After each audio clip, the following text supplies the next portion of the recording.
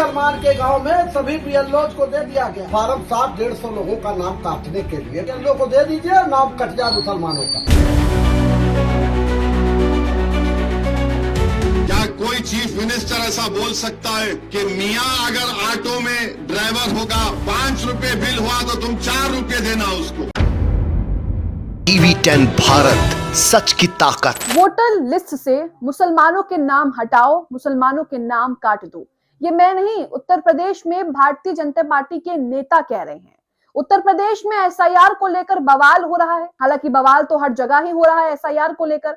Bharatiya Janata party पर सीधा सीधा ये आरोप लग रहा है कि अब ईवीएम में गड़बड़ी नहीं, बल्कि वोटिंग लिस्ट एसआईआर प्रक्रिया के जरिए उसमें गड़बड़ी हो रही है। भारतीय जनता पार्टी चुनाव जीतने के लिए क्या मुसलमानों को निशाने पर ले रही है? क्या मुस्लिम वोटरों का हक छीनना चाहती है? क्योंकि जिस तरह से ये मामला उत्तर प्रदेश से सामने आ रहा है और ये बीएलओ आप बीती बता रहा है कि बीजेपी नेता ने कहा कि वोटर लिस्ट से मुसलमानों के नाम हटा दो, काट दो, उससे तो यही समझ में आता है कि अपनी जीत के लिए मुस्लिम वोटरों को निशाने पर ले रही है भारतीय जनता पार्टी की सरकार और योगी सरकार। पूरा मामला क्या है ये आपको बताएंगे। नमस्कार, आदाब, आप देख रहे TV10 भारत और मैं हूं आपके साथ मुनमुन रहमान। एक सनसनीखेज खुलासा सामने आ रहा है उत्तर प्रदेश से, जहां पर एक बीएलओ रो रो कर ये कह रहा है कि बीजेपी नेता ये कह रहे हैं कि मुसलमानों के नाम जो है वोटर लिस्ट से हटा दो, काट दो। जिसके बाद बीएलओ ये करने से मना कर देता है तो उसके साथ मारपीट की जाती है, यहां तक कि उसे मारने की धमकियां भी दी जा रही है। कैमरे पर बीएलओ पूरी आपबीती बताता है और अब ये वीडियो सोशल मीडिया पर वायरल हो रहा है, जिसे लेकर लोग तरह तरह के सवाल पूछ रहे हैं। सबसे बड़ा सवाल तो यही खड़ा होता है कि क्या भारतीय जनता पार्टी अब ईवीएम छोड़कर मुस्लिम वोटर्स के पीछे पड़ गई है, मुस्लिम वोटर्स को अपने निशाने पर ले रही है? क्योंकि हर जगह हम देख रहे हैं, यूपी से ऐसी पहले भी कई तस्वीरें आई हैं जहां पर ये कहा जा रहा है कि मुस्लिम वोटर्स को जो है वो जबरदस्ती उनके नाम काट दिए हैं। वो जिंदा है लेकिन उन्हें मृत बताया जा रहा है, वो वही जगह वही रहते हैं, लेकिन उसके बाद भी कहा जा रहा है कि वो यहाँ से विस्थापित हो चुके हैं, यानी कि यहाँ से जो है वो शिफ्ट हो चुके हैं। पूरा मामला क्या है ये आपको बताएंगे, लेकिन उससे पहले हमारी आपसे खास अपील है कि स्वतंत्र पत्रकारिता के लिए आप हमें अपनी छोटी सी राशि देकर सहयोग दे सकते हैं। वीडियो में दिए गए QR कोड को आप स्कैन कर सकते हैं ताकि ऐसे ही निष्पक्ष खबरें हम आपको दिखाते रहें और आप अपना सहयोग दे सकते हैं। अब आप अपनी स्क्रीन पर सबसे पहले साडा टाइम्स का ट्वीट देखेंगे जिसमें एक वीडियो शेयर किया है। इस वीडियो में सपा नेता जयराम पांडे फोन पर ये बात कर रहे हैं कि आपने जबरदस्ती फॉर्म 7 के जरिए कई जगह सैकड़ों मुसलमानों के नाम क्यों काट दिए हैं, और जो जवाब में आप सुनेंगे आप भी हैरान रह जाएंगे। सबसे पहले आप सपा नेता जयराम पांडे जो फोन पर बात कर रहे हैं वो सुनिए। यहाँ पर उन्होंने धांधली जो है वो पकड़ी है और वो यहाँ पर फोन पर ये पूछ भी रहे हैं कि ये किसके कहने पर हो रहा है, जरा सुनिए। हर मुसलमान के गांव में सभी बीएलओ को दे दिया गया। आपको दिया था ये फार्म 700-150 लोगों का नाम काटने के लिए, परासी गंवरिया का। बीएलओ को दे दीजिए और नाम कट जाए मुसलमानों का। मैं जयराम पांडे बोल रहा था। इस ट्वीट में भी यही लिखा है कि मुस्लिम वोटर्स के नाम हटाने की कोशिश और ये सारा काम बीजेपी के इशारे पर हो रहा है। अब आपको उस बीएलओ की बातें सुनाते हैं, उस बीएलओ की आप बीती और उसकी मुंह जबानी सुनाते हैं कि वो क्या कह रहा है। ये बीएलओ यहाँ पर कह रहा है कि वोटर लिस्ट से मुसलमानों के नाम हटाओ, काटो। ये बात बीजेपी नेताओं ने यूपी के एक बीएलओ से कही है। बीएलओ ने जब ऐसा करने से मना कर दिया तो उसके साथ जमकर मारपीट की। बीएलओ कैमरे पर रोता हुआ भी दिख रहा है। ये पहला मामला नहीं है। नरेंद्र मोदी के आदेश पर बीजेपी के नेता खुलेआम वोट चोरी में लगे हैं और ऐसे मामले रोज सामने आ रहे हैं, लेकिन उसके बावजूद भी चुनाव आयोग जो है इन सब पर आंख मूंद कर बैठा हुआ है। वोट चोरी के इस खेल में बीजेपी के नेता और चुनाव आयोग के अधिकारी शामिल है। एसआईआर की प्रक्रिया में फॉर्म 7 के जरिए धड़ल्ले से लोगों के नाम काटे जा रहे हैं। अब ये फॉर्म 7 वो है जिसमें आप अपना वोट कैंसिल करवा सकते हो, जिसके तहत वोटिंग लिस्ट से जो है वो आपका नाम काट दिया जाएगा। खबरें ये आ रही हैं कि जबरदस्ती जो है वो फॉर्म 7 भरवाए जा रहे हैं और ये फर्जी फॉर्म 7 भरवाकर सैकड़ों मुसलमानों के नाम वोटर लिस्ट से काटे जा रहे हैं। अब ये बीएलओ क्या कह रहे हैं जरा वो सुनिए। फिर आज आपके साथ क्या घटना हुई? आज मैं सर नगला चौपला से नोटिस बांट के घर का नोटिस बांट रहा हूँ सर, एक सप्ताह से लगभग। हाँ। और मैं नगला अर्जू की तरफ जा रहा था। हाँ। मुगलपरा नगला अर्जू के बीच में बाइक से मैं जा रहा था तो अचानक एक कार रुकी और उन्होंने, अब उसमें 3-4 लोग थे। कौन कौन था?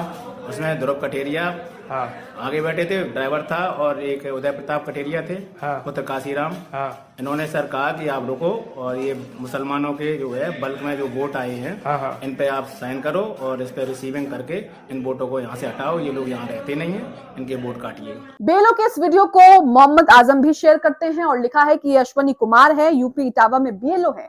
इनको सत्ताधारी दल के नेताओं ने मानसिक तौर से प्रताड़ित किया है क्योंकि इन्होंने असली मुस्लिम वोटरों के नाम हटाने के लिए फॉर्म 7 पर साइन करने की उनकी मांग को नहीं माना। तो यहाँ आप देख रहे हैं कि कितनी बड़ी धांधली चल रही है।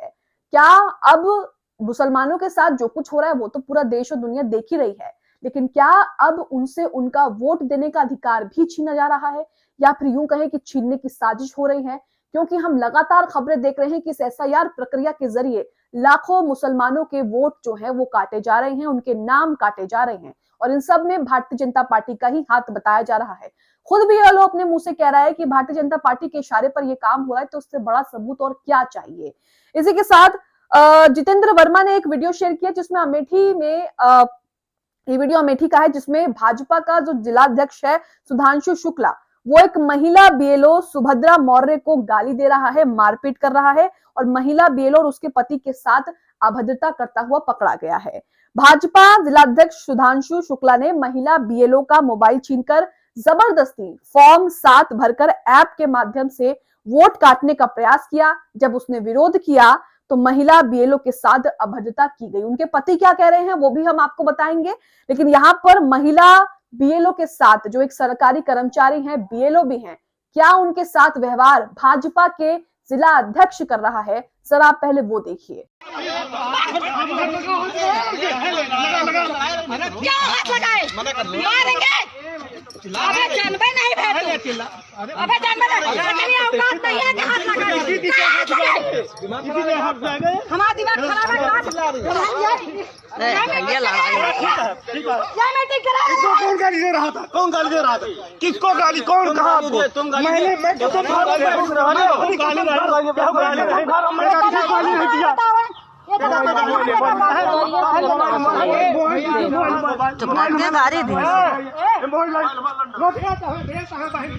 तो ये सुधांशु शुक्ला है जो महिला BLO के साथ मारपीट कर रहा है, गालियां दे रहा है।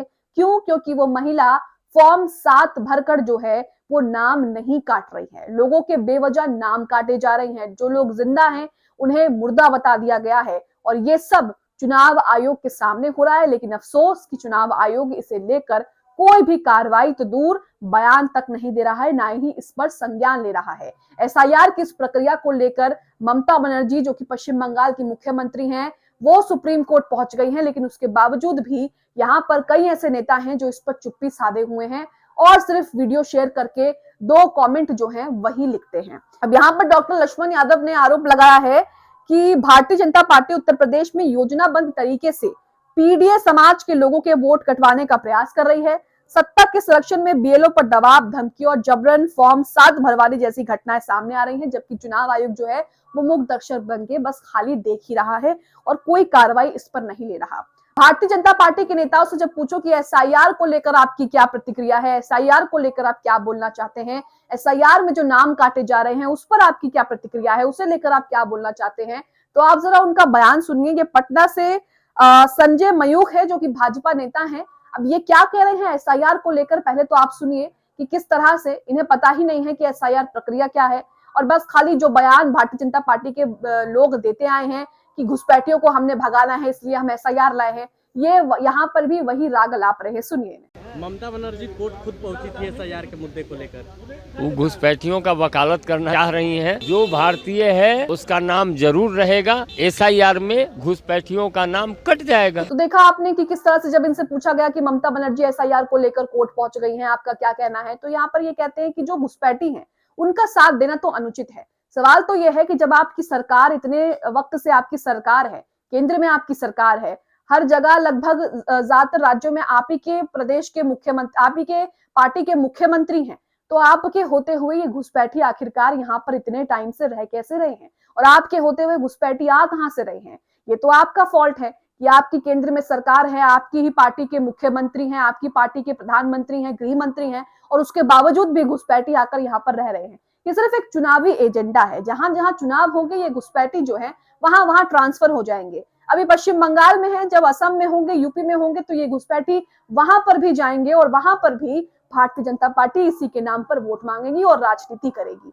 वहीं राज्यसभा में मल्लिकार्जुन खड़गे क्या कह रहे हैं ये आपको बताएंगे। मल्लिकार्जुन खड़गे राज्यसभा में मोहम्मद दीपक को लेकर यहाँ पर भारतीय जनता पार्टी पर जमकर जो है वो कटाक्ष करते हैं और खरी खोटी सुनाते हैं। मोहम्मद दीपक जिन्होंने उत्तराखंड में एक मुस्लिम बुजुर्ग दुकानदार की मदद की और बजरंग दल के गुंडों को वहां से खदेड़ दिया ताकि मामला वहीं शांत हो जाए, लेकिन उसके बावजूद भी बजरंग दल के लोगों ने उनका पीछा नहीं छोड़ा।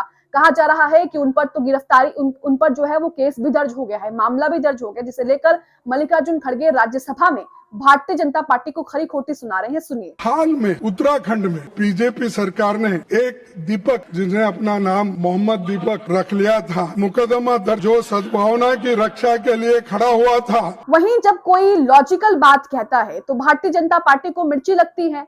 और अब खबर ये भी आ रही है कि राहुल गांधी के बाद मल्लिकार्जुन खड़गे को भी राज्यसभा में बोलने से रोका जा रहा है, क्योंकि वो भारतीय जनता पार्टी की पोल खोल रहे हैं और उनके राज्यों में जिस तरह से नफरत परोसी जा रही है और कुछ लोग जो नफरत रोकने के लिए सामने आ रहे हैं उन पर केस दर्ज किया जा रहा है, मुकदमा दर्ज किया जा रहा है। जब उसे लेकर इन्होंने इनकी पोल खोलनी शुरू की तो उनको बोलने से ही रोका जा रहा है। यहाँ पर ममता राजगढ़ ने एक वीडियो शेयर कर कहा है कि राहुल गांधी की मतलब भाजपा मल्लिकार्जुन खड़गे को राज्यसभा में बोलने से रोक रही है। वो नरवणे की किताब का वही उदाहरण देने वाले थे जो राहुल गांधी ने लोकसभा में देने की कोशिश की थी, लेकिन भाजपा फिर डर गई और उन्हें रोक दिया। आप इस पूरे मामले को लेकर क्या सोचते हैं? वहीं यूपी में योगी सरकार के निशाने पर जिस तरह से मुस्लिम वोटर आ गए हैं, आप इसे लेकर क्या सोचते हैं? भारतीय जनता पार्टी साफ साफ कह रही है कि वोट काटो, मुसलमानों के वोट हटाओ। बीएलओ साफ साफ इस बात की गवाही दे रहे हैं। इस पूरे मामले पर चुनाव आयोग संज्ञान लेगा कि नहीं लेगा, और चुनाव आयोग संज्ञान क्यों नहीं ले रहा, आप अपनी राय इस पर कमेंट बॉक्स में जरूर बताएं।